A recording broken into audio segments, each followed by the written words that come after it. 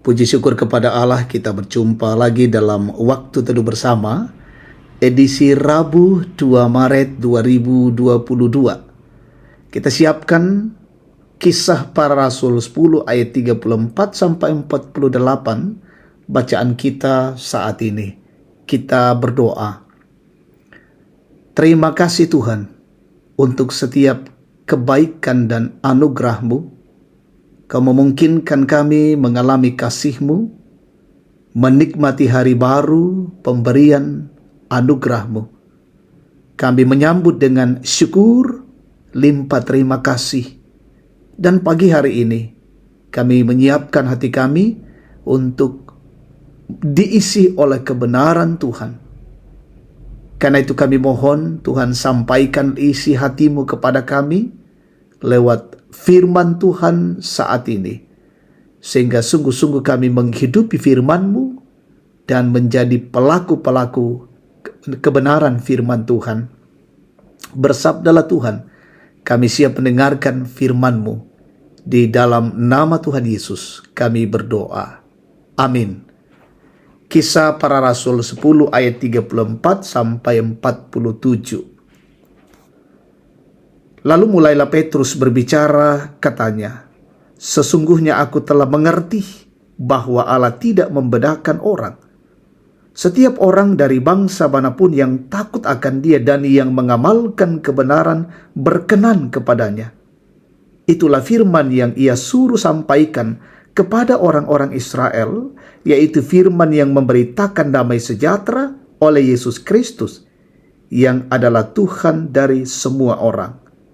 Kamu tahu tentang segala sesuatu yang terjadi di seluruh tanah Yudea, mulai dari Galilea, sesudah baptisan yang diberitakan oleh Yohanes, yaitu tentang Yesus dari Nazaret, bagaimana Allah mengurapi Dia dengan Roh Kudus dan kuat kuasa.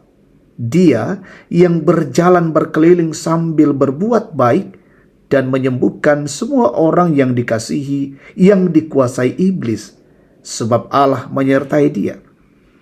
Dan kami adalah saksi-saksi dari segala sesuatu yang diperbuatnya di tanah Yudea maupun di Yerusalem.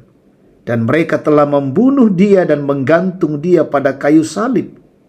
Yesus itu telah dibangkitkan Allah pada hari yang ketiga, dan Allah berkenan bahwa Ia menampakkan diri bukan kepada seluruh bangsa, tetapi kepada saksi-saksi yang sebelumnya telah ditunjuk oleh Allah, yaitu kepada kami yang telah makan dan minum bersama-sama dengan Dia setelah Ia bangkit dari antara orang mati. Dan Ia telah menugaskan kami memberitakan kepada seluruh bangsa dan bersaksi bahwa Dialah yang ditentukan Allah menjadi hakim atas orang-orang hidup dan orang-orang mati. Tentang Dialah semua nabi bersaksi bahwa barang siapa percaya kepadanya, ia akan mendapat pengampunan dosa oleh karena namanya." Ketika Petrus sedang berkata demikian, turunlah Roh Kudus ke atas semua orang yang mendengarkan pemberitaan itu.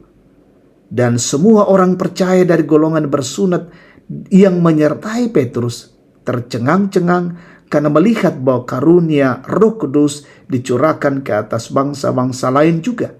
Sebab mereka mendengar orang-orang itu berkata-kata dalam bahasa roh dan memuliakan Allah. Lalu kata Petrus, "Bolehkah orang mencegah untuk membaptis orang-orang ini dengan air, sedangkan mereka telah menerima Roh Kudus sama seperti kita?"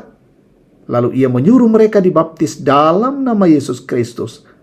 Kemudian mereka meminta Petrus supaya ia tinggal beberapa hari lagi bersama-sama dengan mereka. Amin.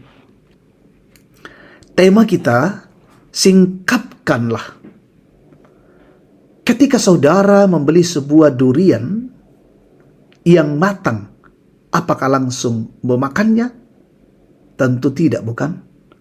Pasti membuka kulitnya terlebih dahulu sekalipun susah payah, karena kulitnya berduri, lalu menikmati isinya yang harum dan lezat. Demikianlah adanya dengan Injil. Kabar sukacita yang menyelamatkan perlu untuk dibuka, disingkapkan apa makna, maksud, dan semua yang baik di dalamnya kepada semua orang, supaya semua orang bahkan dunia ini menerima dan menikmatinya.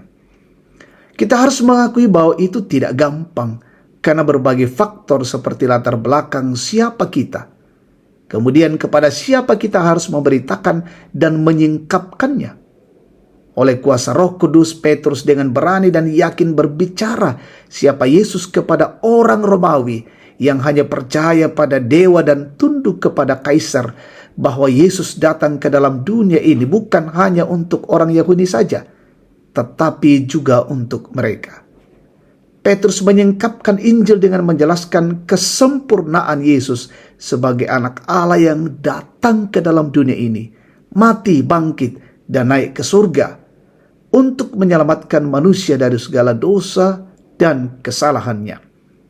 Selain penyingkapan siapa Yesus, Petrus juga memberi kesaksian hidupnya yang berpusat pada Yesus. Lalu bagaimana dengan kita? Kita semua sama seperti Petrus yang diberi tugas yang sama menyingkapkan siapa Yesus bagi dunia ini. Memberitakan Injil adalah tugas kita bersama, tentu berdasarkan Alkitab dan pengalaman rohani yang juga berpusat pada Kristus. Penyingkapan kita akan Dia akan membuat dunia ini juga menikmati kasih-Nya yang agung, yaitu keselamatan. Amin.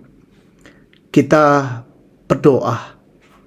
Terima kasih Tuhan Allah, kebenaran firman-Mu boleh hadir di tengah-tengah hidup kami pada pagi hari ini.